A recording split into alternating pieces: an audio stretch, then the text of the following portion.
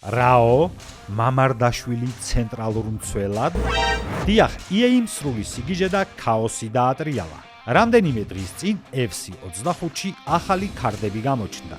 EA-მ ფეხბურთელებს სათამაშო პოზიციები და მონაცემები რადიკალურად შეუცვალა. ამ გაუგებრობაში ჩვენი ნაკრების მეკარე ცენტრალურ მცველად გადააქციეს, მაგრამ არა უბრალო მცველად.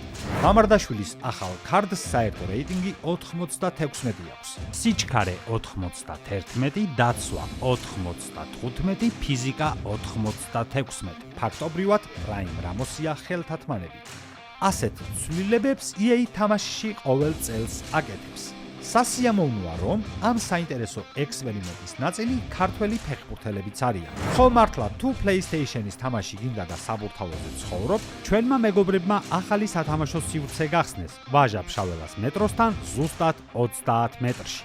Infinity Reels-ში თქვენ დაგხვდებათ ახალი PlayStation-ები, ყველა პოპულარული თამაში და მეგობრული გარემო.